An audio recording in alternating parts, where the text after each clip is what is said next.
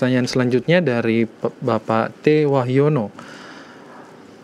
Pertanyaannya, apakah sakit ayan sama dengan kerasukan setan? Sehubungan dengan Matius 17 ayat 15 dan 18. Bagaimana dengan yang sakit ayan sekarang? Apakah masih bisa disebut kerasukan setan? Mohon penjelasannya.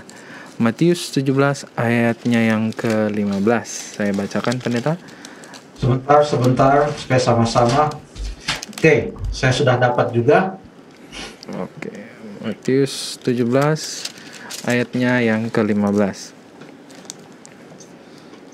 Katanya, Tuhan kasihanilah anakku, ia sakit ayan dan sangat menderita. Ia sering jatuh ke dalam api dan juga sering ke dalam air. Ayatnya yang ke-18.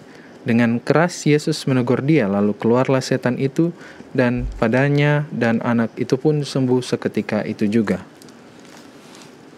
Oke, pertanyaannya adalah bagaimana dengan sakit ayan yang sekarang, Pendeta? Apakah masih disebut kerasukan setan? Ya. Wah, ini pertanyaan sungguh luar biasa ya.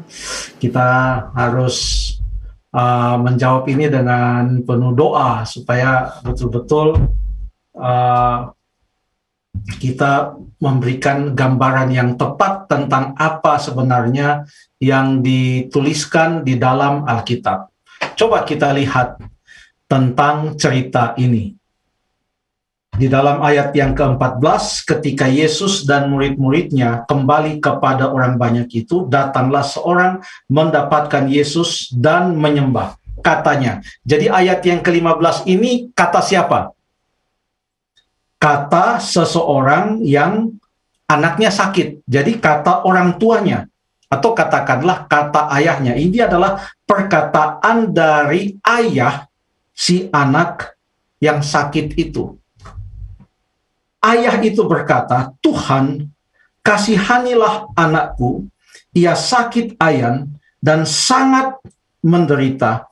Ia sering jatuh ke dalam api dan juga sering ke dalam air.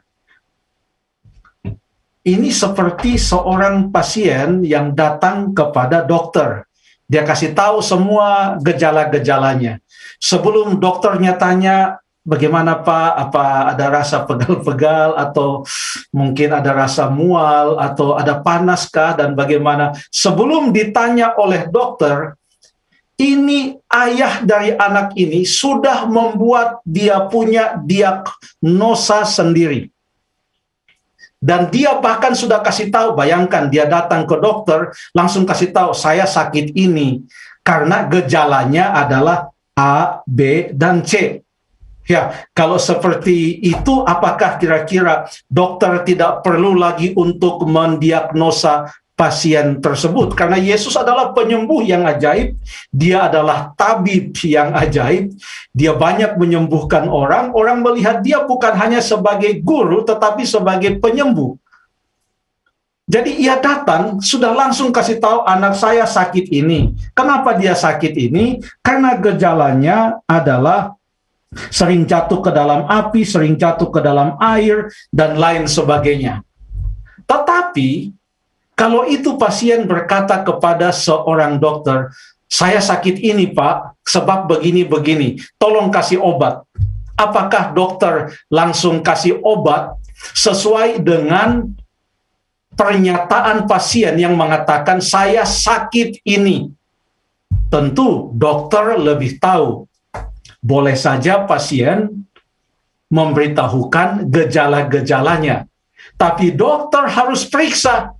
Dan menurut diagnosa Tuhan Yesus, ternyata diagnosa dari sang ayah itu tidak sepenuhnya benar. Gejala-gejalanya betul, tetapi kesimpulan bahwa dia sakit ayan ternyata salah. Karena menurut Tuhan Yesus, hal itu terjadi kepada anak tersebut bukan karena anak itu sakit ayan, tetapi karena anak itu kerasukan setan.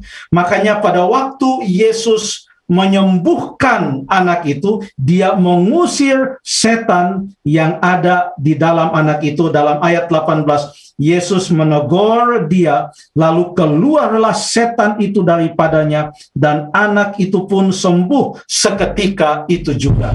Jadi kita melihat apa yang dinyatakan oleh sang ayah itu ternyata tidak sepenuhnya tepat. Yesus yang sangat mengetahui apa sebenarnya yang sedang dialami oleh anak itu. Apakah sama dalam konteks cerita ini, di dalam Injil Matiuslah, sakit ayan itu dengan kerasukan. Ternyata kata sakit ayan atau kata ayan di dalam Perjanjian Baru, kalau tidak salah, mungkin ada yang boleh cek ulang, tapi kalau tidak salah hanya terdapat 2 kali, dan kedua-duanya ada di dalam Injil Matius.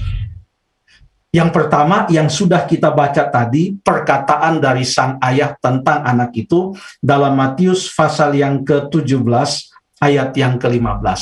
Yang kedua, kata sakit ayan atau penyakit ayan ini juga terdapat di dalam Matius pasal yang ke-4. Kita buka Alkitab kita, Matius pasal 4 ayat yang ke-24.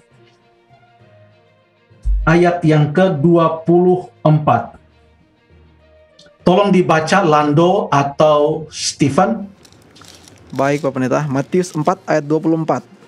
Ya. Maka tersiarlah berita tentang dia di seluruh Syria, dan dibawalah kepadanya semua orang yang buruk keadaannya, yang menderita pelbagai penyakit dan sengsara, yang kerasukan, yang sakit ayan, dan yang lumpuh. Lalu Yesus menyembuhkan mereka. Terima kasih. Kalau kerasukan itu sama dengan sakit ayan, maka kedua-duanya tidak akan disebutkan di sini. Dengan disebutkannya yang kerasukan, yang sakit ayan, berarti sakit ayan itu beda dengan kerasukan. Kerasukan ya kerasukan, sakit ayan ya sakit ayan. 2 hal yang berbeda. Orang tua dari anak itu menyangka anaknya sakit ayan, tapi Yesus tahu anak itu kerasukan setan. Dan Yesus, tabib di atas segala tabib, dokter di atas segala dokter, Tuhan dan Juru Selamat, ia menyembuhkan anak itu, mengusir setan yang telah merasuknya. Terima kasih.